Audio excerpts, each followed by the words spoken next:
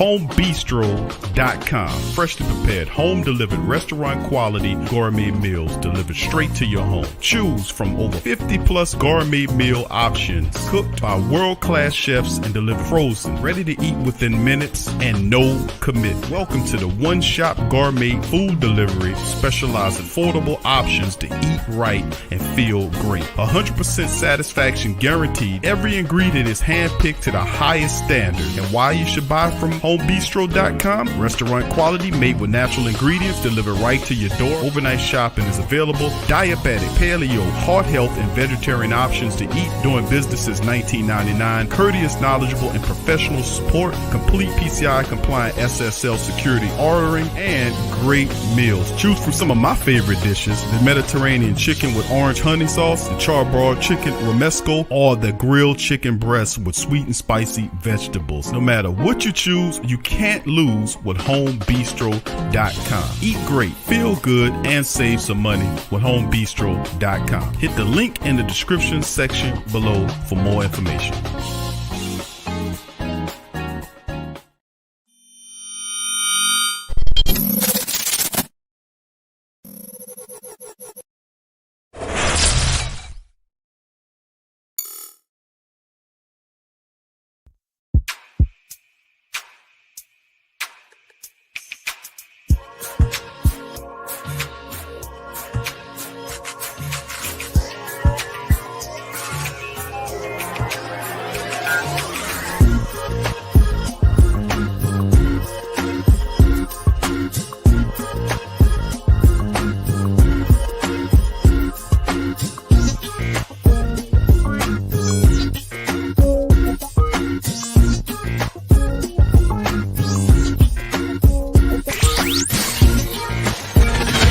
You're listening to the Pelicans postgame report on the PRO Media Network for all things Pelicans. This all the time. It was had nothing to do with game plan or scheme or any of that. It was just everybody who played extremely hard, extremely focused, and really fought. And that's a huge part of it. I mean, they were fantastic tonight. Speaking of fighting, 37-15 and 8 for Zion. We haven't seen numbers like that all season. How would you describe what he accomplished tonight? Well, I mean, we decided going in with Lonzo out that we haven't done this. We've only played him at the point, free throws, dead balls, and things, and we just decided tonight we were going to play him at the point all night. As long as. At least as long as he could go. And so he had the ball in his hands all the time and the ability to make plays and everything else. But I was actually more impressed with his defense. And had we shot the ball decently, he would have ended up with double-figure assists too. I mean, it was just played the game the way you're supposed to play the game. He was tremendous. But he wasn't the only one, but he was obviously incredible tonight. But you want to go back defensively, and especially with Steven Adams. And Steven Adams had 2 fouls in about 2 minutes. You kept him in the game, but he didn't commit that third foul. And then when he came back in, he played with the 2 fouls, and that was big, especially the way he was able to check Embiid tonight. Yeah, smart, experienced guy, and played him smartly and played him well. And Steven's one of the few guys in the league who can, match Joel's strength, and that's a big thing. Joel's a great player. He's got skills, everything else, but, you can't bully Steven Adams. And so I think that was a big part of it, but Steven was smart too. And look, I say it always goes both ways, right? So I thought Steven did a great job, but Joel could have made all of those face-up jumpers and had a huge night. I mean, you can only do so much as a defender. You can only take away certain things. Steven did that, and Joel missed some shots he normally makes. So that's what has to happen. Well, when Steven came off the floor, it was Billy Hernandez and Jackson Hayes, and they both had good games, and Billy had a double-double tonight. But just your bench, the way that they played tonight, really outplayed the Philly bench. Yeah, we went with our two center, two power forward, one guard lineup, So we had Zion, James, Jackson, Billy, and Kyra. That was our lineup, a lineup that has never spent 1 minute on the floor together doing anything, and just sort of had to figure it out as they went. But, we just can't leave guys out there for too long. I mean, this was the 6th game in 9 days. Now we're heading into another back-to-back. I mean, the schedule is absurd, to be quite honest. And so you have to use some more people, and you have to find times to get them in. And Jackson played only a couple minutes tonight at the 5. I mean, he was playing the 4. And I mean, he was guarding Ben Simmons a little bit. I mean, it was pretty impressive, actually, to have never been in that situation. For all things Pelicans, you're now tuned into the Pelican post-game report. That was Stan Van Gundy dropping science on the Pelicans, faithful about how the team executed and got a win. Big ups to the flock today. Thank y'all for joining us for another episode of the Pelican post-game report entitled Zion Williamson and Pelicans shock the 76ers 101-94 in this one. Very interesting. I got to correct the title, Big Q. It ain't Zion Williamson. It's point Zion Williamson. Got to put an emphasis on that. Got to point Zion Williamson tonight, bro. All right, I got you, DC. Thank you for that. And this is a part of it, man. In this one, man, I just wanted to say the Pelicans. I was watching it, and they wanted this one here, man. They needed to get a win against Ben Simmons, Joel Embiid, because those guys were there. So they can't say, the Pelicans beat a team that had injury issues. No, they beat a pretty good Philadelphia 76er club tonight. Well, yesterday anyway. It's after 12 right now. So with that being said, I'm Big Q chiming in for this installment of the Pelican post-game report. My co-host is DC in the building. DC, thoughts on the Pelicans, man, before we just jump into the team statistics, man. What do you think about the win? They have a funny way of as soon as you're ready to give up on them, bro, they suck you back in every time. But when you get mishandled and manhandled, I'm trying to say, the way they did against the Nets last game, this is how you respond. Like, you have to win that next game. It don't matter who you playing, man. You got to come out. You got to show intensity. You got to show that you corrected the reason why you lost, and they did all those things, man, and they did it while not having a very good offensive night. So to me, that was the impressive thing. This is a game that they actually won fully based on their defense, and obviously the incredible night from Zion Williamson. But as a team, they won this game with their defense, man, and that's, to me, is a very good thing. And I mean, that's something we don't usually see. So maybe, just maybe, this could be a real turning point. But I mean, man, we done said that about 4 times already this year. So we got to sit tight and see, and hopefully this time is real. Well, all I could say to you is that, I was impressed by the Pelicans defense in this one. And the fact that we were able to get I got the logo showing tonight, 100.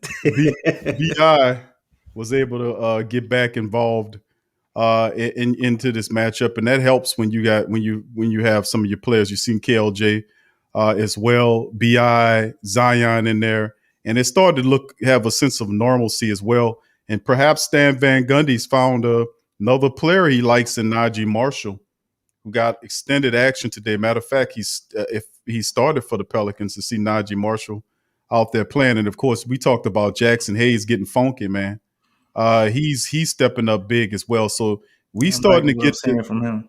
We starting to get the Pelicans are starting to come around, man. So I'm very encouraged about the Pelicans and how they played against a very good Philadelphia team.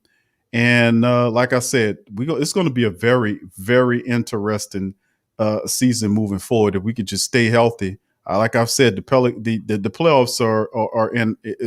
That's us, man.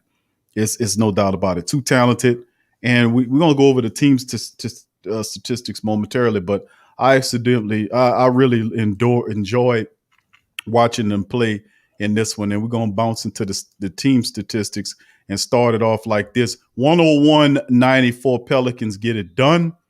You can look at the team statistics right there. 39 of 90. The Pelicans were 43.3 of from the field, but they were absolutely dreadful, to say the least, from downtown. 4 of 22 for 18%. And they shot 18% and still got the win in this one. It even shot 63% from the charity stripe and still got the win. 19 of 30 from the charity stripe for 63.3%. You look at the 76ers, 33 of 79 for almost 42% from the field. 11 of 31 for 35.5% from downtown. In the charity stripe, they had almost 71%, shooting 17 of 24.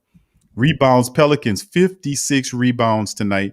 Major moves by them. 56 to 47 advantage. They assisted 22 to 20 over the Sixers. 11 to 8 on the steals. 7 to 5 on the blocks. Advantage Pelicans. They only had 14 turnovers. 12 points off turnovers. 19 by the Sixers. 16 off of that. Fast break points was won by Philly, 15-13. But the Pelicans dominated, and that's a really key stat. That when I first seen it, I was like, man, they dominate the Sixers in the paint 66 to 34 with Embiid, there. And Steven Adams played really good. And of course, the lead, the Pelicans had as much as 15 on them. Sixers were at 5. So the Pelicans did a damn good job. DC, talk to me about these team statistics. Man, we checked off a lot of them tonight, man, on the positive end. But the one that jumps out to me is 39 to 90. We got a extra 11 possessions, man. And out of that, we made 6 more shots, so we were rebounding the ball real well. That tells you we basically was hustling to make sure we made the most of everything. So obviously they turned the ball over more than us. With 19, we had 14. And all of that turned into us getting more shots, which ultimately led to us winning the game because offensively, we weren't ourselves, man. I mean, we were 4 for 22 from three-point line. I mean, we had a horrible, atrocious night the other night from three-point line, other than that game with Lonzo Ball where he was on fire. We've been trying to figure it out since the trade. So we really got to figure that out. I don't like seeing 63% from free throw line. It's starting to become very, what's the word I'm looking for, man? Concerning. Yeah. It's very concerning, man. We've been consistently getting to the line 30, 29, 28 times. We got to knock them down, man. I mean, I know Zion is not going to be a 90% free throw shooter, but I think he can very easily be 77% or 78. So we got to focus on getting him there and, get our other guys to basically lock in when they get up there, man. It's free points. You know what I'm saying? We can't pass up free points. But I ain't about to harp on what they didn't do right because this was an impressive game for them to win. And I like what I saw. Points in the paint, is the one. That's another one that's going to stand out real big, man. I mean, we got 66 points in the paint, a very odd number. And they got 34, but we attacked it from the inside out, man, and we made it work. So this is how the Pelicans got to play, especially when they play top-tier talent. We got to play real hard on the defensive end, maybe slow down a little bit. This is what we need to do to the Nets. But, I mean, it's been real hard to hold the Nets under 100 points. But in order to beat a team like that, you got to kind of, pull them into a scrappy type game, and we did that with Philly tonight because obviously when these guys are clicking, they score way more than 94 points. So I got to commend our defense, man. Zion played great. B.I. played great, even though he wasn't shooting real good.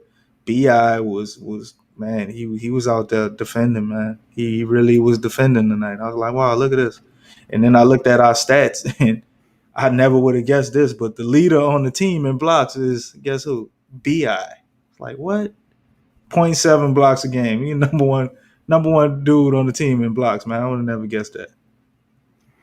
Yeah, it's a lot of things that's surprising us about the Pelicans. I think the big wins against teams like Philly, which, it's a 35-win team right now, and they're jostling with Brooklyn for the top spot in the Atlantic. You look at what, the Pelicans were able to do at home. Maybe a little home cooking is what they needed. Zion Williamson continues to be the main staple. BI comes back in a 35-minute effort. Zion, 37 points and 15 rebounds. So 35 minutes, 37 points, 15 to 28 from the field, 7 to 11 from the charity stripe. Finished with 15 rebounds and 8 assists. He almost had a triple double tonight for Zion Williamson. 17 for BI in 35 minutes coming back. It was a bit off, but did enough. 15 to 21 from the field. He struggled 2 of 9 from downtown, 5 of 6 from the charity stripe. 17, 8 rebounds for BI. Najee Marshall in 23 minutes didn't hit the broadside of a barn. He was 1 or 2 from the free throw line. That's the only reason why he caught something. 0 of 4 from the field, 0 of 2 from downtown. But, you've seen him out there hustling, trying to, making some defensive plays. He's the right size for your small forward. And really, he's not out there to score, to be honest with you. If you can get you get 5, 6, or 7 points out of Najee Marshall, a night is a plus. But his thing is mostly defense as well. So he had a point, 3 rebounds in the matchup in 23 minutes. But it's good to see Stan Van Gundy playing Najee Marshall, one of the G League's guys. Meaning Stan is listening. He's getting into the bench. Speaking of, before we get to the bench, Bledsoe struggled in this one, but he did play some pretty decent defense that I've seen. 9 points for Bledsoe and 4 rebounds, 2 assists. He 29 minutes, 3 of 9, kind of reverted back to his struggle beard, so to speak. 7 points for Steven Adams. He got to knock down his free throws, man. He's too good as a big. You got to work on that charity strike, those shots, man. Could have put him over 10. He had 7 points, 5 rebounds tonight. And then, of course, off the bench, a 4-bench rotation for Stan Van Gundy tonight. Jackson Hayes. Wait, hold up, Big Q. You talked about Steven Adams' his defense, huh? He got 3 steals and 3 blocks.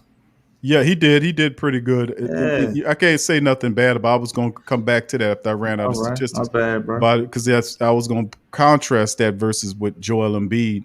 His numbers weren't how Steven Adams was made life difficult for a Joel Embiid, which is how they move in Philadelphia. Joel M is the man. Joel Embiid has a great game. They're more than likely they're going to win. But Steven Adams kept him off balance, to say the least. Jackson off the bench, 12 points in 19 minutes. He was 5 of 6 from the field. Even hit a couple of free throws. He tried a 3-pointer. He was 0 for 1. 12 points, 6 rebounds for Jackson Hayes. Billy Hernan Gomez was 5 of 6. 10 points, 10 rebounds in 19 minutes for Billy Hernan Gomez. Played really well. KLJ returned along with BI. He struggled during 21 minutes, 1 of 4 from the field, 0 for 1 from downtown. He finished with 2 points, 4 assists, and 2 rebounds. And, of course, we talk about Johnson. Not John Johnson. James Johnson. James Johnson, I'm sorry. James Johnson, 32 minutes, 2 of 7 from the field, 1 of 4 from downtown, 1 of 2 from the charity stripe. He finished with 6 points, 3 rebounds, 3 steals in the matchup, as James Johnson did give some value there defensively as well. So with that being said, IT didn't get any burn, or Wes Awandu either. But I was a little upset about that, man. I thought IT should have got some playing time. Definitely this game with Lonzo out. Yeah, right. And that's the part of it. I thought, but they obviously felt like they didn't need him. If you look at, now let's contrast a lot of this to what Philly was doing. Joel Embiid is the straw that stirs the drink for the Philadelphia 76ers. He was 5 of 16 tonight. He was 0 for 3 from downtown in 31 minutes. He had 14 points and 9 rebounds. He had a couple of blocks, but nothing nearly as effective as what you're accustomed to seeing from Joel Embiid. And a lot of that was because Steven Adams was on there making life difficult for Joel Embiid. He really was. And, of course, Ben Simmons struggled in this game as well. 10 points for Ben Simmons, 9 rebounds, 6 assists from him in this matchup. He struggled as well. So the two big guys, Simmons and Embiid, struggled mightily. Tobias Harris was the only one that really got off in terms of, scoring. 23 points in 34 minutes, 7 of 16 from the field, 2 of 5 from downtown, 7 of 9 from the charity stripe, 23, 7, and 3 for him. That and then, was of a course, smooth 23, man. They were quiet, too. Yeah, it don't matter if the two other bigs, the top 2 guys is playing. It's almost like pissing in the wind. But 12 points for Korkmaz is off the bench, and really nothing else to talk about is Philly. But the Pelicans deserve all of the credit in the world for putting on a good performance at home and getting this win. And now they're 23 and 29, 6 back of 500. DC individual statistics. Man, I got to go over all these steals you keep leaving out, man, because our guys was playing amazing defense, bro. Kiera had 3 steals, man. He was starting breaks, 11 steals in total. getting stuff popping. You know what I'm saying? I liked what I saw from him. I wish he would have shot the ball a little more though, because he had a lot of opportunities where he could have shot it, and he kind of just, he was trying to feed his teammates. I get that, but we need you to be a little more aggressive, man. We're gonna give you 21 minutes, and Lonzo not playing, Eric Bledsoe's not shooting. You know what I'm saying? I really would have hoped a little bit of NAW would have rubbed off on him with that bench unit, but they was getting it going, man. I seen him out there with the bench unit at times, and he definitely was helping and pulling his own weight. And Steven Adams, though, man, is the man of the hour, bro. 3 blocks, 3 steals, man, shut Joel Embiid down. That was very impressive. We was stunting him a lot. We was doubling him. We made him uncomfortable. We forced Ben Simmons to 6 turnovers. He did get 5 steals on us, but very impressive effort, man, on the defensive end. James Johnson was in there doing this thing, and Dwight Howard, stupid ass, he want to try to elbow Zion in the throat, and James Johnson ran over there, had to tell him about that, and it's just a different energy with this team, man. With him, and now they're giving Jackson Hayes more minutes, and it's almost like they got a second win, or at least that's how it appeared tonight. This looks like the team that I was seeing when we was looking at them kind of building up. You could tell they were about to go on the run. Remember we were talking about that? It's like, yeah, they might rattle off a couple of games, the schedule getting lighter, and then everybody got hurt.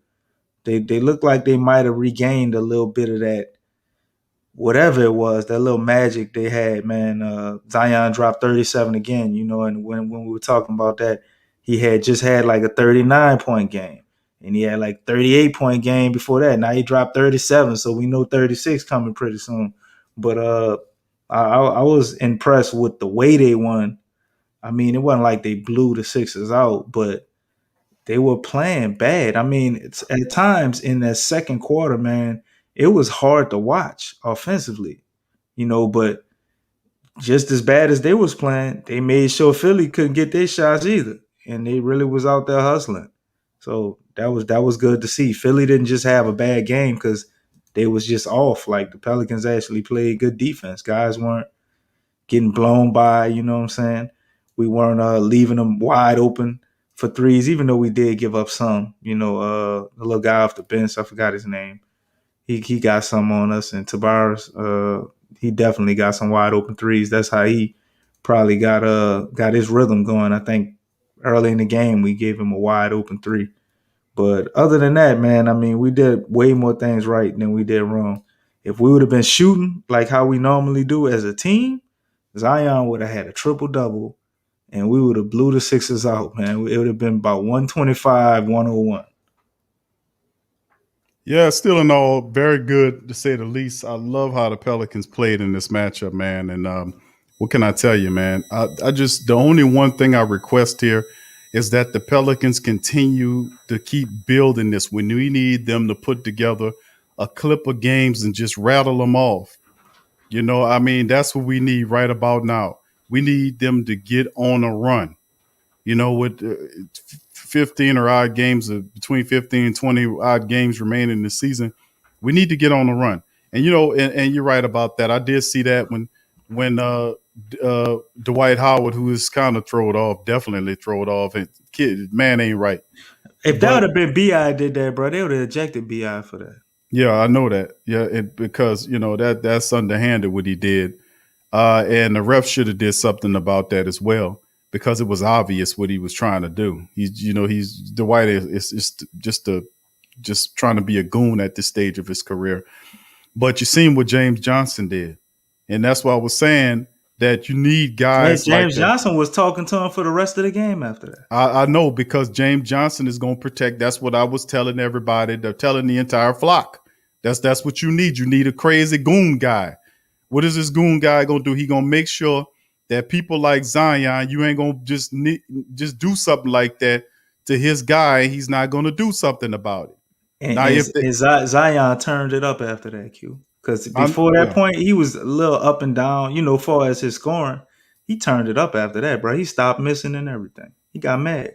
Yeah, and that's the part of it. That's why I'm saying, where's the heart? Because that's the one thing that's a lot of that we talked about, that the killer instinct of the Pelicans. But where's the attitude? And that's why James Johnson was so big, for the Pelicans in the trade, because he's a guy that's very fiery. He won't let you push his people down. He won't let you elbow them. You're not going to talk shit to the stars without him getting in your face, telling them, nah, bro, you ain't going to do it. He coming to his aid. And see, that creates a whole atmosphere there of having guys like him on this team. And then, of course, I got to give credit to Stan Van Gundy, too, because what Stan Van Gundy was able to do in terms of work his bench. He started Najee Marshall tonight. So, I mean, he mixing it up. And Najee didn't give you much, but he did play some he was out there running around doing some defensive stuff. But I got to give Coach Van Gundy some credit for finally trusting his G League guys like Najee Marshall, who has good size. Najee's 6'7", 6'8". He weighs about 215, 220-ish, somewhere up in there. And he's a guy that fits as the prototypical three guard that you would like to have on your team. Now, of course, he struggled tonight, but he won't always struggle. But that's what I was saying about the losses, like the last loss, a couple of losses, the Atlanta losses, then the injuries occurred, and there's always blessings in disguise, because when BI wasn't there, when all these other guys, you started seeing heavy minutes for James Johnson, Wesley Iwundu, Najee Marshall. He was forced to play these guys because he had no choice. Same thing with Billy Hernan Gomez, who had a double-double tonight. Yeah, we ran a 3 center lineup, Q. I was like, know. man, we were screaming from the rooftop. We need to do something different. Try something different. And I'll be damn, bro. You can't talk about staying the night, bro. He tried something different. He dug into his bench, and he played his guys, man. And I wish IT could have got some minutes. There definitely was a slot for him. And I think this probably would have pushed the game open a little bit more, because the way we were playing, I think he definitely – oh, shout out, John. Appreciate that, man. He definitely would have put some points up, man. And defensively, we was holding it down. So I was very impressed to see what Billy Herman Gomez did. And he had Steven Adams out there doing this thing. And then you had a game where Jackson Hayes does his thing, man. I mean, he did so many little things tonight. You know what I'm saying? Shout out Jabari. He did so many little things tonight, man. And he still gave you 10 and 6 too. You feel me? So Jackson Hayes is definitely coming along. And he did most of that at the power forward spot. And Stan Van Gundy talked about how he's never played the power forward. They did a walkthrough for like 10 minutes with him playing power forward, and he come out there and do that. He's shooting threes now, you know what I'm saying? But does that when you give him the ball in that contested area, he ain't missing no more. DC, hold on. Like I know that Jackson Hayes is athletic enough to do that.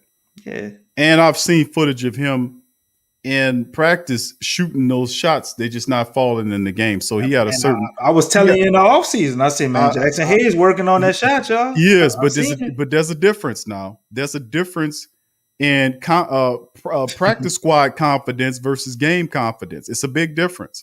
Right. You can see guys that are hitting 3-pointers. I remember Alexis Jenka. Remember Alexis Jenka, big sorry ass? Alexis Jenka was shooting threes. He had that one shot, though, that 17-footer, bro. He knocked that down and shoot your eyes out. Yeah, he'll find that spot. Right, he'll find that sweet spot, and that's the only one on the court. He wind up that big old shot he had. Yep. But see, that's the thing about Alexis Jenka, is that he was when I seen Alexis Jenkins practicing and when he was doing his practice, going through stuff, he was knocking down 3-pointers. So you see guys you would think they don't have a 3-point shot. They have that confidence. They're knocking them down in practice, but when it comes to the game, it's not the same confidence.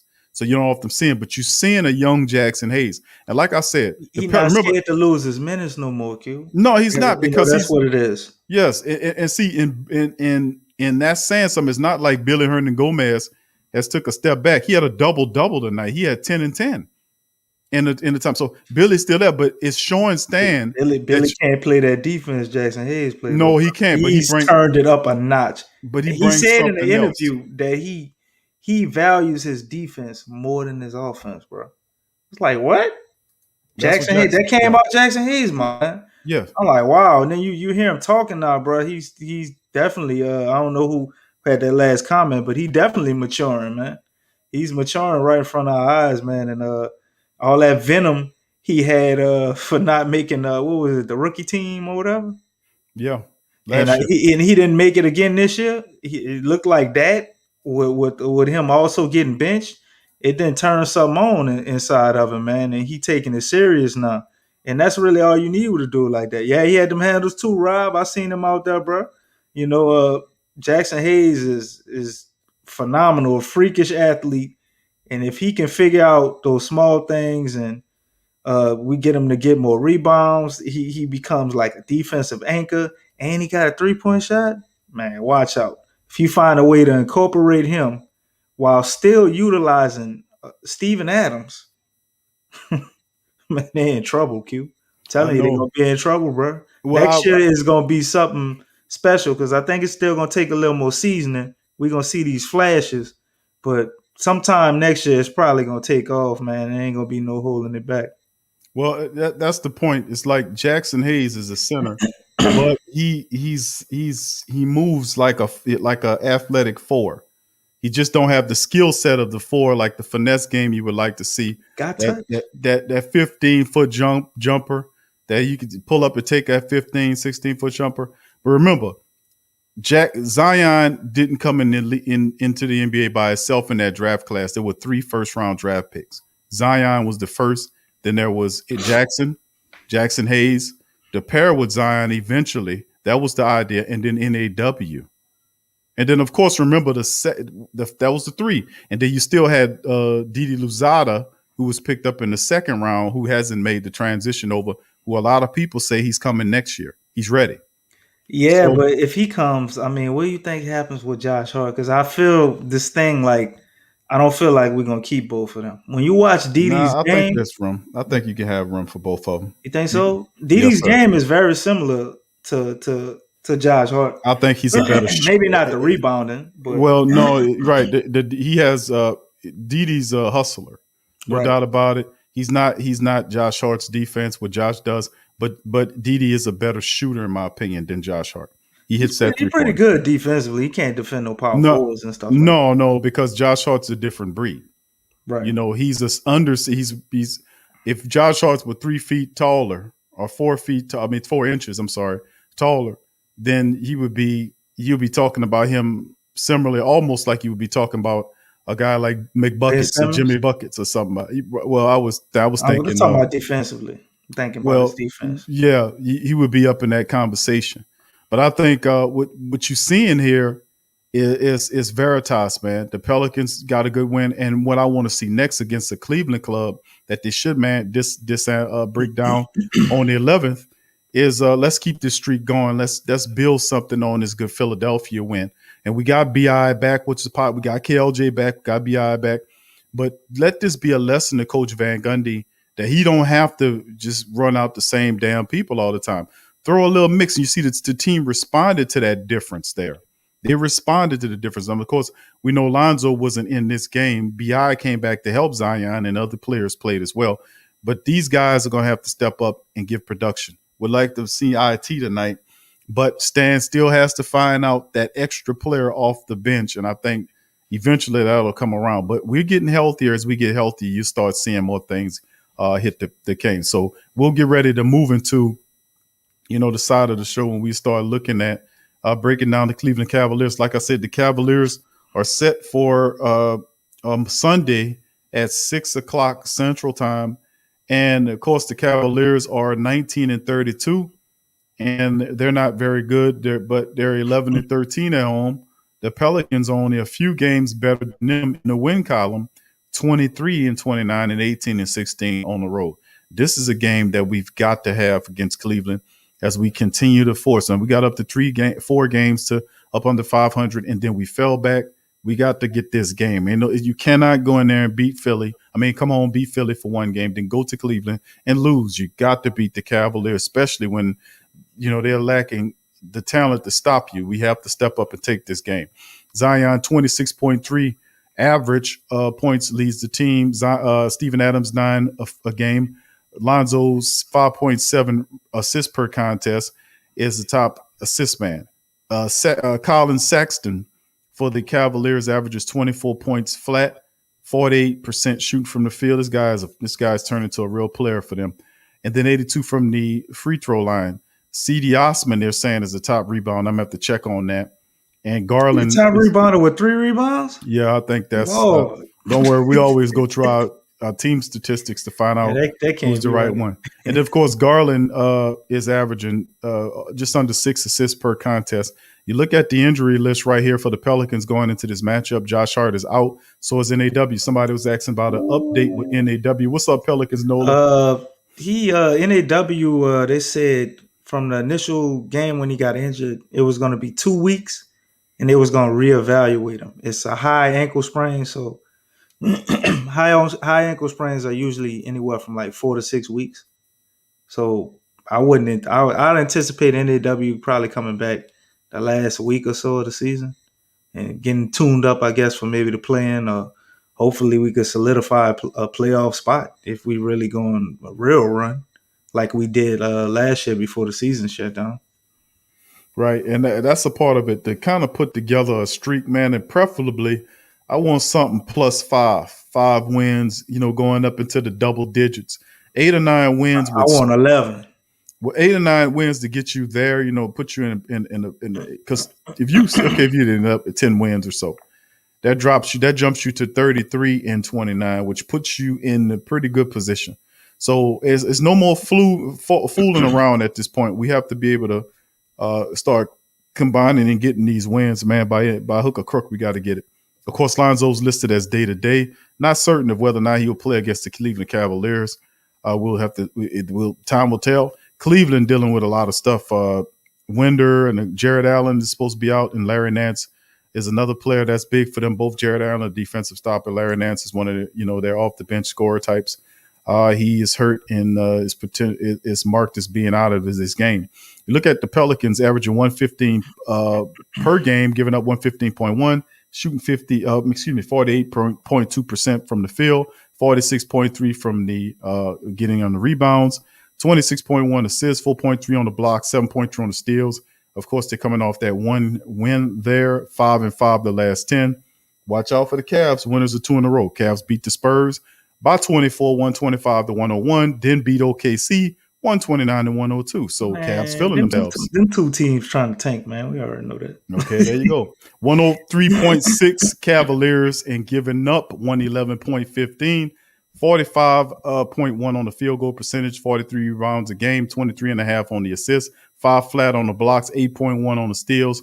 Like I said, 2 in a row on the win, and they're 4-6 the last 10 games. Now, of course, the Pelicans did knock the Cavaliers off in the first matchup, 116-82. This one will flatten them out for the final matchup of the regular season like we're supposed to. You take a look at the Pelicans entrenched 4th in the Southwest standing. We need that little run to help us jump over these teams is what I'm saying. And, of course, the Cavaliers are 19-32. They're sitting 4th in the Central standings behind Milwaukee, Indiana, Chicago, right there just over the lowly Detroit Pistons. So with that being said, we'll jump to the depth chart here, as you can see, and they've got Darius Garland and Colin Sexton at the guard positions. Isaac Okoro is at the 3. Kevin Love is at the 4. Jared Allen is out this contest, which means you probably see Kevin Love playing. Might be playing. I don't think he plays at the center position. It's going to have to be Kevin Love or McGee, right? JaVale is over there too. JaVale McGee, I think he is there. Yeah, no, I think they traded McGee, didn't they? I don't think they traded. They traded for him, so I don't think they traded. Maybe they did trade. They might have traded him to the Nuggets. That's what it was. He went back to Denver. Yeah, he's gone. But that's a part of the game. Kevin Love probably is going to play the center position. There, and they probably move C.D. Osman, I think, into the 4 East or something like that. So, regardless of how we should, day, bro. Exactly. So, regardless of whatever's happening, they cannot stop you. This should be a win for the Pelicans. Do you agree there? Hell yeah, Zion is from what I'm looking at. Zion about to eat because they don't even have Larry Nance Jr. Like he's out too. Yeah. Like I'm not seeing anybody that could at least like make life difficult for him. It's gonna be very hard for them. But they do have the addition of Darius Garland, and he's been playing pretty damn good this year. Their I actually backcourt is liked good. him. I remember that draft. I was thinking we might get him. He was pretty good, but they could score him and Saxton in that backcourt, and Kevin Love probably gonna get some points up. But outside of that, I mean, who are you really fearing on this team, man? Isaac Okoye plays pretty decent defense, so Brandon Ingram is probably gonna be looking to come out and have something to prove after the night he had tonight. Koyo ain't no slouch. I mean, but he is a rookie, so Bi is a vet out there, so I don't see him stopping him. Then you got Andre Drummond ain't here no more. C.D. Osman. I mean, what's his nature? I think he's like a 3-point shooting big, right? Yeah, Matter of he's fact, we wasn't he on our team when we got DeMarcus Cousins? no, Is that the same guy? no. Osman's always been on the Cavs. But wait, we got DeMarcus Cousins and we got a guy and we traded him immediately. We had him for like 2 or 3 games. That wasn't Osman though. Okay. But Yogi Farrell, I guess he might be a guy to give us a little bit of fits, and take Tayshaun Prince. They got some people off the bench, but I don't see them stopping the Pelicans. But as we all know, and I know y'all probably saying in the chat, we beat the good teams and lose to the sad teams. We've been saying that all year, and that's been kind of a thing the Pelicans haven't figured out at times. But I can tell you this: they win at least 2 games first. They win about 2 games, then they lose a game, then they might win 2 more. They might win a game, then they lose 2 or 3 games, then they win a game. Then this has been all year. But I think right now they know that it's time is running out, and I believe these guys want a taste of that playoffs, or at least to play and to try to compete to get to the playoffs. So I think players are going to be playing a lot harder. Brandon Ingram was obviously hurt, but I mean, I think if it would have been the playoffs or something, he would have been playing through whatever he had. So a lot of them sitting out might have been to get them fresh and kind of rejuvenated. They might have talked about it, to be able to go on the run once they all come back. That's kind of what I'm thinking, because Zion sits down, takes a break, and you see he come back out like gangbusters the game before last, and then tonight you see what he's doing. So he's come out in full form. I think Bi is looking to do the same thing, and you see when Lonzo came back, he dropped about 27 points. So these guys then obviously got together with each other, talked about it, and they want to make it to the playoffs. So I don't think Cleveland is going to stop that. Like they got focus right now. They're trying to build consistency. We've added some toughness. We were buying in to Stan Van Gundy for the sake of making the playoffs. They look like they're trying to listen on the defensive end. Jackson Hayes is growing. NAW was growing, but he's out right now. But you got other guys still filling in. IT is probably licking his chops to try to prove something and be able to play for a contract with somebody else. We got a lot of wild cards in this situation going along with, our inconsistency. Hopefully we can find some consistency, though, if Stan Van Gundy can kind of take notes on what he did tonight and some other games that's been working, and kind of re-implement that with the new set of guys that we got, because we're starting different players. Like Najee Marshall's come out of nowhere. He's in the starting lineup. Like, I wouldn't have expected that. I really was wondering what the starting lineup was going to be. I was like, maybe what's Stan start Kyra? He going to start Kyra and Blake, because Blake going to be there. I knew Blake was going to be in the starting lineup. But I'm like, who he going to start? Kyra?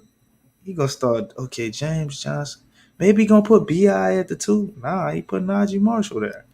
I'm like, wow, okay. That's saying a lot. Undrafted rookie, G-leaguer. Right.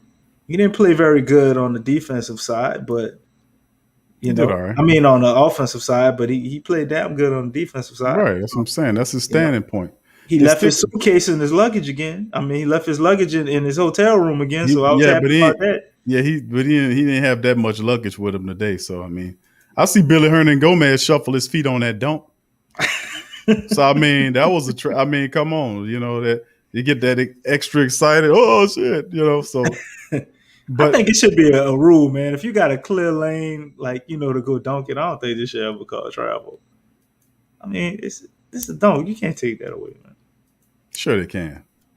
No, Now, if they take like 5 steps, like you just come on, man. Look, we give you that little extra 1 step, you shuffle your feet or something, but you getting out of line.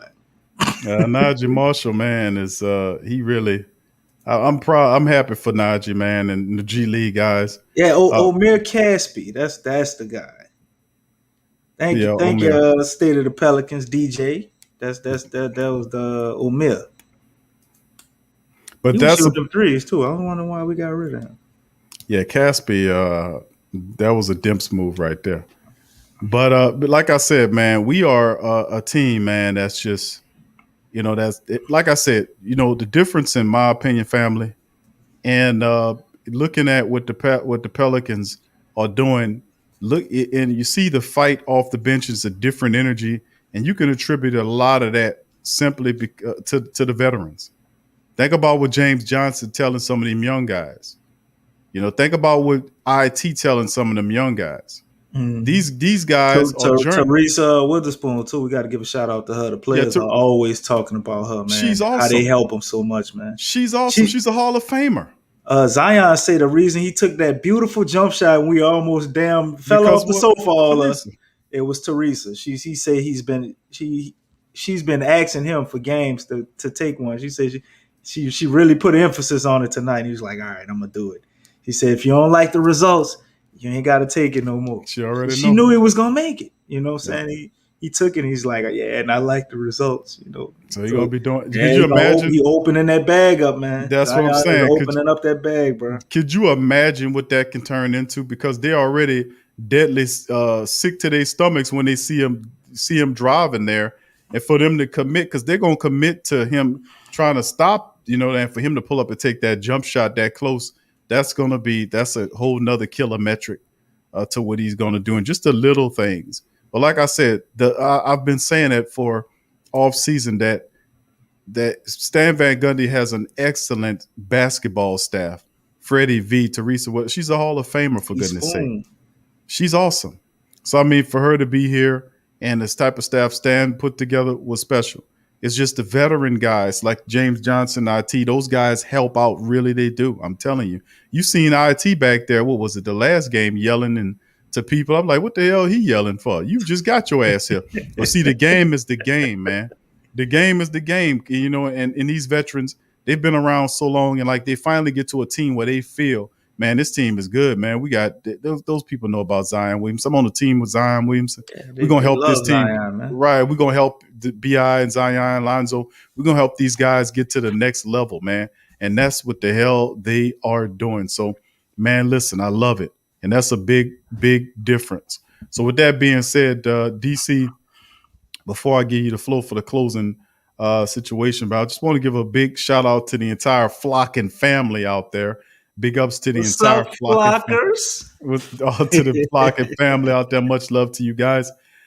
Big ups to everyone. I'm individually giving the family members an individual shout out for staying up late. Let me start down the row. And, like I always do, I'm going to just give everybody deserve a shout out. Big ups to True Louisianimal. Go Pels to you. John Oxenham. John, go Pels to you. Joggy 1981. Much love to you, fam. Says appreciate your consistency, fam. I thank you for that, man. The Pelican Post Game Report is here. Consistency too. Right, for being here listening to us. It'll be a long last show to sit up here. Listen to me talk basketball, and then every now and again throw a Jamaican reference at DC that nobody can laugh at. That wouldn't be fun, would it? We sitting in here talking basketball to ourselves at 1 a.m. Huh? Right? Yeah. Who the hell these dudes? What the hell they doing? Crazy ass dudes. Man. They could have taped that shit. But Jasper, big ups to you as well. Damian, thank you for being here, fam. Damian Green, go Pels to you. Jasper Bowden, go Pels to you. John Thompson, go Pels to you. Mr. 100, go Pels to you, my friend. All right, who else we got chiming in? All right, I want to make sure. DJ say he won't close out the show, Big Q. Got to let DJ close out the show. Comfortable views. Big ups to you as well. Julio, what's up, Julio? Good to see you in the chat, my friend. Julio, go Pels to you. State of the Pelicans, DJ. Who that to you as well? Jabari, what's up, Jabari? Who that to you, fam? Rob McCoy. Who that to you, Rob? Lonnie. Julio, bro, we ain't talking about Cam today, bro. It ain't about Cam today. It's always about Cam. What you talking about, man? Lonnie, big ups to you as well. Let's see who else we got chiming in. I'll make sure I get there. Just a sample, big ups and go Pels to you as well, my friend. All right, Pelicans Nola, go Pels and to you as well. And I think I got everybody. If I didn't, if you didn't hear your name, family, put Go Pels in there, and I got you. I want to make sure I recognize all the family members in the live stream. Todd, what's up, Todd? Big ups to Todd. Go Pels to you as well. Joseph Thomas, go Pels to you. Tyrese, brother Tyrese, Last Saint, go Pels to you as well. Good to see you on this side of things. And I think that's everybody, family. If you didn't hear your name, oh, there you go, Trevan Andrews. Big ups to you, fam. Thank you for the wonderful and all the family members. Thank you for the comments, man. Much love to you as well, and thank y'all, man, for for staying up with us and all of the great commentary as well. So John says, Julio Reddish. All right, and Julio says, let's have our Reddish talk of the day. DC, you got anything for Cam Reddish? Man, people trying to say Cam Reddish a bust, bro. He said some analysts actually had the audacity to say Cam Reddish was going to be better than Zion. Look how foolish they look. And DC wanted to trade Reddish, BI for Reddish. Man, I ain't never said that foolishness. I ain't go that far. I did. Now you backing off of it. Nah. I'm gonna keep it clear. This coming from the same guy. We're gonna keep it real. We're gonna keep it real. Coming from the same guy. When we was about to trade that Drew said Holiday, the man name 16 times and he said it twice in 6 months. I said the man 16. I said the man's name 16 times. I keep having to talk about him now because y'all keep bringing it up. No, you keep talking about it because they know that you've been saying his name. No, you had a whole show where you tried to go in on me about Cam radishes. I said, what the hell going on here? It's not like you talking about radishes and turnips and cabbages and all type of fruits. Cat the cabbage Cat the cabbage, Thomas tomato, Cam Reddish, right? Yeah. Salad, strawberries. What the hell what kind of fruit salad sitcom you running here, DC? When we was gonna trade Drew Holiday, I was trying to get that Atlanta pick that they had this year and get some more picks down the future. And I said, as a sweetener, they could throw in Cam. Boy, you took that and ran with it. You done took that and ran with it. So you didn't say it. So you telling me in the flock. Took that and ran so you telling you? Do you not understand the flock? They watching all of these shows and they remember. They had the Lonzo Ball thing. I mentioned it again. So how many times did you say it in your perspective? That would be twice. So you said Cam Reddish named twice over the last 6 months. Over the span of 6 months or so. I can't say that now because every time we in the chat, you bringing up radishes. I'm saying you telling them, the flock out there, that you said Cam Reddish's name twice in 6 months. In my personal life? No. I ain't worry about the turf. We talking about on the show. We talking about production meeting too? No. Simply on the show where the rest of the flock can hear you. Production meeting too. Did you say yes or not? Yes or no? I had 2 scenarios where I talked about the man. This guy's a liar. I ain't count how many times I said his damn name, but the only 2 scenarios where I brought him up was then. That is that's totally fabrication, DC. Well, how is that a fabrication, Big Q? Where your receipts at? I mean, the receipts is the flock. The flock know that you said his name more than twice over the last 6 months. The flock is cracking up right now, bro. They about ruffling feathers right now. They ruffling your damn feathers because you know you lying. You know you said that man name more. How many times I said Cam name, y'all? Put it in the chat. Put it in the chat. Watch. He ain't said no 2 times. Said his name a comprised of 2 times. Like what? Like, no, I got no damn Cam Reddish jersey. You got a Cam Reddish jersey.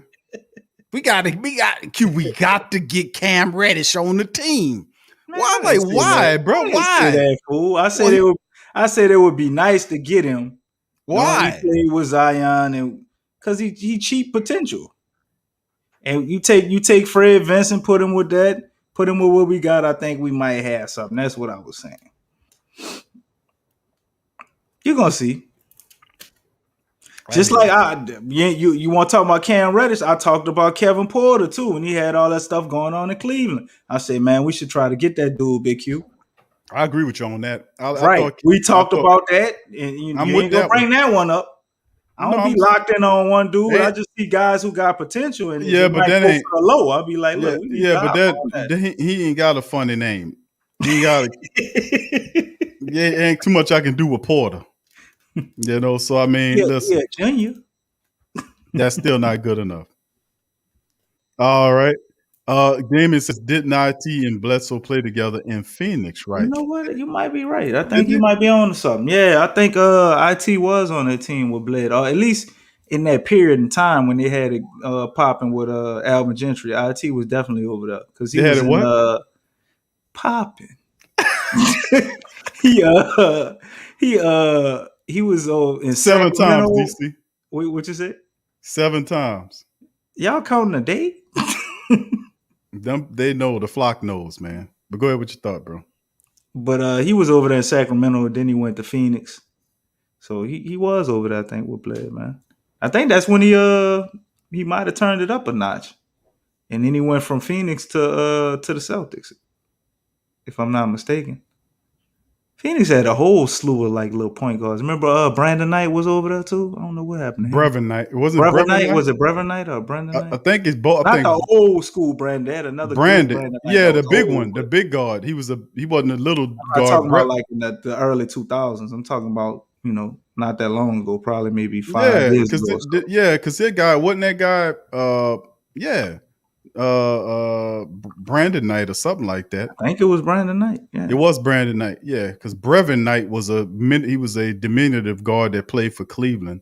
He was kind of a scorer there. But yeah, you're right. I think you're right. They did have a couple of pretty decent guards there. And Tyler Johnson came from over there too. Yep, Dragic over there. Dragic. Yeah, they were growing them. They had some guards over there.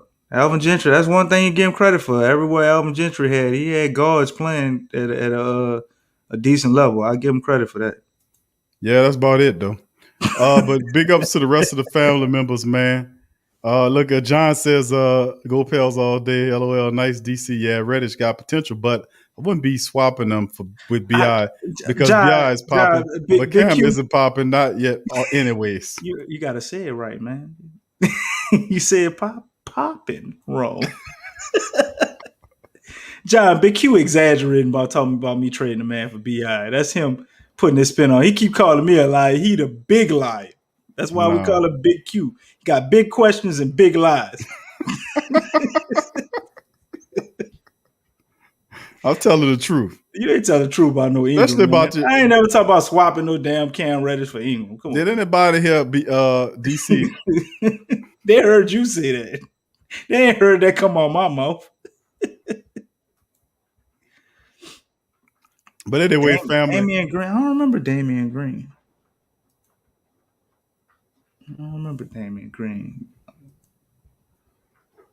But anyway, fam, I'd like to thank y'all for jumping in on the show as well. Much love to the family members.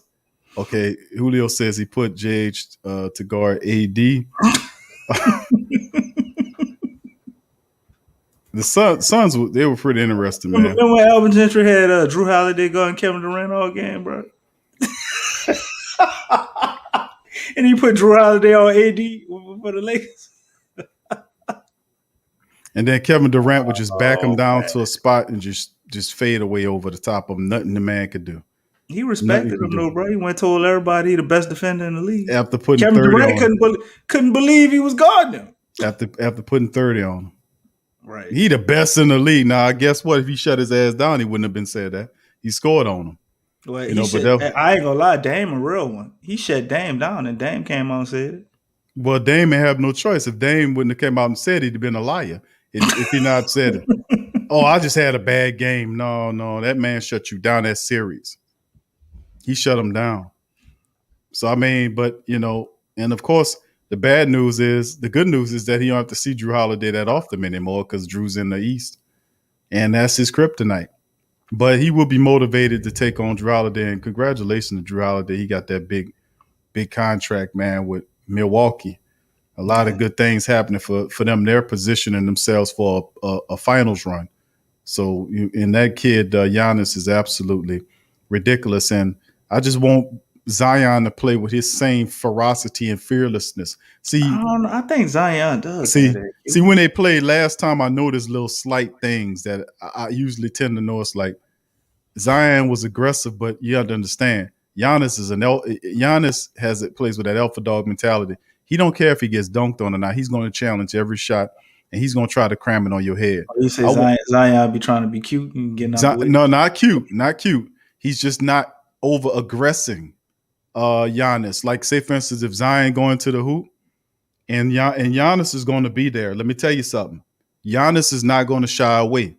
So if Zion going for a dunk, Giannis is going to try to block it. So you feel like Zion should he needs to try to stop. Giannis the same way. I know what I say is anytime Giannis he gets around that cup, he put like 28, 30 points on Giannis' head. I'm saying this, DC. I'm not going back to island lingo. What I'm saying is, all I'm saying is that he needs to when he gets near that cup, just cram it on his goddamn head. Now when you do that, you got to keep it up, because if you dunk on Giannis, that pisses him off and he kicks it into another gear. But he's the type of guy that positions himself to attack every person coming around that basket. And if you notice the matchup when we played against him, I was like, man, Zion's playing good, but I want him to be a little bit more assertive and aggressive when he meets players like Giannis. I want him to dominate. I remember the first time he met Giannis, he snatched the goddamn basketball out of his hand. Made him look like a little boy. I did, and then what Giannis did after that. The next game, they handled their business. You hear me? So that's the next year we came in. We beat them once and they beat us once, right? Or did we beat them both times? I think you beat them once. If I want to say the correct, I don't know, man. It's all running together. I'm so up and down with the Pelicans right now. I think Zion, to me, like I see your family just simple to more dunking Zion. Yeah, we want him to dunk on people, but you seen Dwight Howard elbowed him in the throat. You know what I'm saying, tonight, and he was going for a layup this time, but Jackson Hayes tried to dunk on Dwight Howard earlier. No, I think that dunking people bag, Zion kind of holding that, man. He trying to get himself established. He trying to make sure he know all the angles and how to land. Like, he's trying to do it simple right now till he figure it all out and perfected it. And then you're gonna see him doing all type of crazy yams on people's head. That's just my opinion. I think he probably gonna wind up, obviously getting stronger or faster and dropping a little weight. And we're gonna see him go up to another level. We're gonna see him dunking on people. Julio says, I'm scared of Zion needs to say the truth. I think that's a little bit overblown, like with the knees. If he was like a 7-footer and he was 300 pounds and jumping like this, then I feel what everybody's saying. But I mean, anybody can mess their knee up, man, in that game they playing.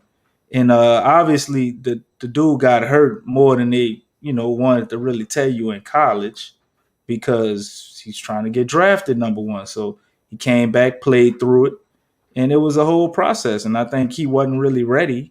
And we had the hype train going out here, and we wanted him to play. And he played and, kind of got out there, made it happen. But his knee probably wasn't fully healed. And he tore his MCL. So he ain't really had no knee injuries in high school. I think he had he had messed his foot up or something, but all this talk about him getting injured and all that, man. Look, what God got for you, God got for you, man. Like, can't nobody take that away. So if that's what his career is supposed to be, that's what it's gonna be. But I really don't see it. And then the way we see Zion playing, like tonight, he was doing a lot of layups. Zion are going there, and he'll stay on the ground and contort his body a certain way and lay it up like that. He ain't much really jumping there. You know what I'm saying? He figuring out all type of ways to attack angles and use the talents that he got. So I think he's gonna be fine with his knees, and he's obviously gonna lose more weight. Or if he doesn't lose weight, his legs are gonna get stronger. And everybody talk about his knees, but what people don't think about, you ever seen like video footage of Zion doing leg workouts? The dude legs, like we looking at him like people be making jokes, oh that boy thick and all that crazy stuff we hear on Twitter. But Zion probably could bench press my people about 500-600 pounds. I swear, Q. The boy legs is ridiculous. They're huge. And if you want to protect your knees, the best way to protect your knees is to build all the muscle up around your knee. He's obviously doing that. So I wouldn't be concerned with that, man. As long as we got a good medical staff and they keep putting all this pressure on dude. You know, they're making a diamond right now because Zion has got LeBron type pressure. You just said you want him to be more assertive and attack Giannis. Giannis is a 2-time MVP. This dude, 20 years old. And we talking about him attacking him and doing this and that. I think he's going to be just fine, man. I still say I want him to attack. Of course. All that you just said. He's capable. He's capable. All that you just said, and I was very patient in letting you build up all that stuff. And I still just say I don't care. Well, my point was about his knees. I wasn't attacking. No, your point wasn't originally about his knees. It wasn't. Your point.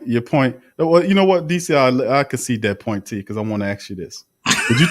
Could you tell the family members? I DJ, man. Could you tell the family members about what you ate today? Oh, I had some curry chicken. Hey! Curry chicken today, family. It was delicious.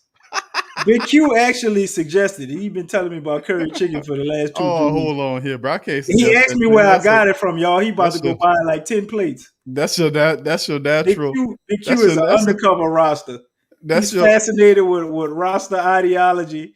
I wonder why, DC. I wonder why. But anyway, big ups to the family members. I appreciate y'all being here. Much love to y'all. I appreciate y'all chiming in this late. We're gonna cut you loose today. But I'll tell you what we're gonna do. DC, you said you wanted DJ to come in. To close out the show, man. It's Friday. We normally allow callers. We ain't gonna be able to do that tonight. So I think we should at least let him come in and close out the show. The brother really won't do that. All right, DJ. The link is in the chat. If you're still listening, hit that link, DJ. You can pop in and close out the Pelican post-game report for the night, and we'll go from there. So, DJ, feel free to pop in. And Mr. 100 saying he had jerk chicken today. Oh, so something was in the air today, huh? Yeah, the DC day. So that all right, truly, it would be great if Shaq could teach Zion how to be aggressive around the basket. That would be nice. You know, it'd be cool is once the season over. Stay in foul trouble messing around with Shaq.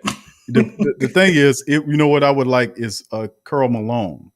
For Zion to take up Karl Malone's offer. That might have happened already. And how's it gonna happen? The season's still going, DC. How does it happen with the season? Because when Karl Malone said that the season hadn't started yet. No, that's not true, DC. The season. That was during the season when he said that? Yes, sir. Yes, sir. I think he ate a little too much of that curry, sir. Too much curry chicken? They spiked my curry chicken? No, something else. I'm messing with you. All right. DJ, where you at, man? We waiting for you. Pop in if you still up. It's 1:40, man.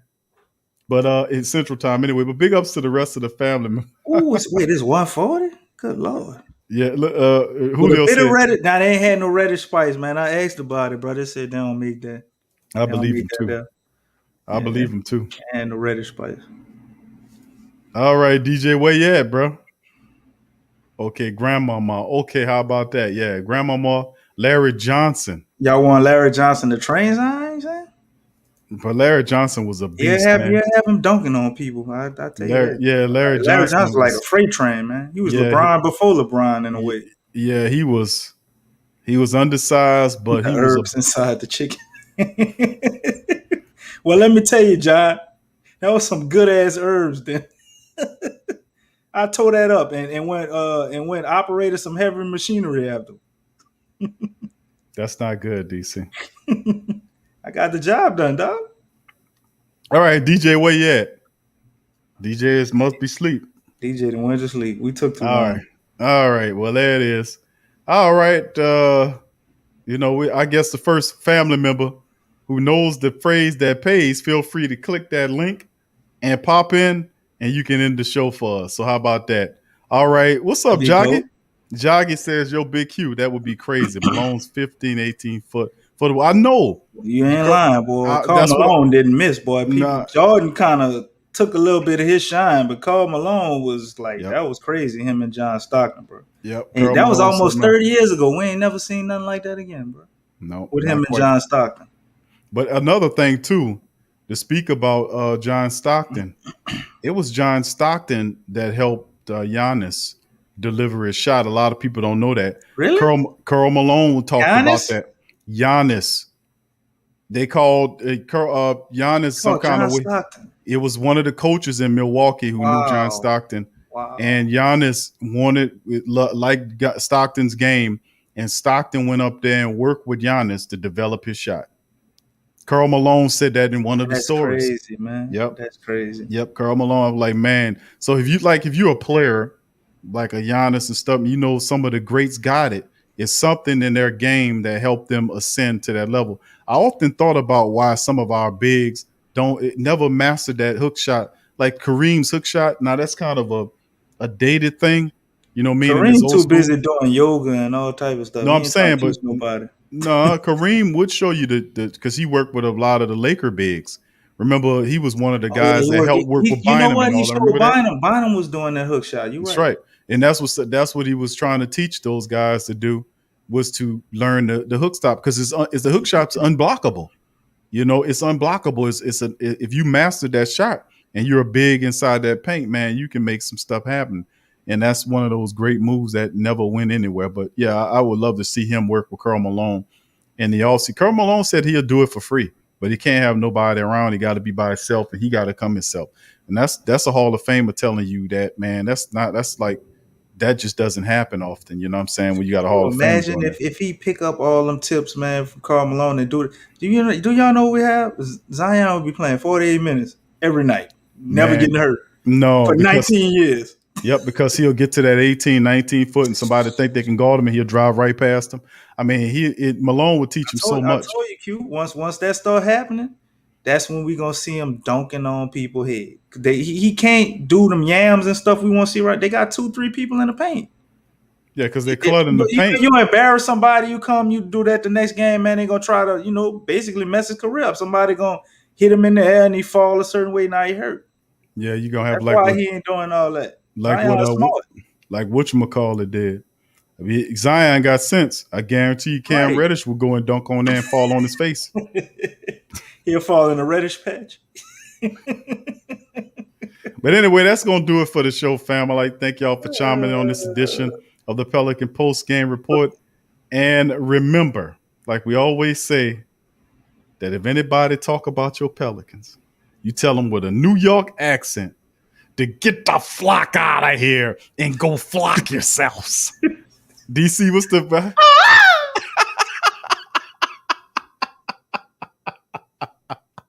With that being said, thank y'all for chiming on this installment of the Pelican Post Game Report. Much love to you. DC, good show. I'll talk to you later on the next show. We'll see y'all on the next broadcast of the Pelican Post Game Report.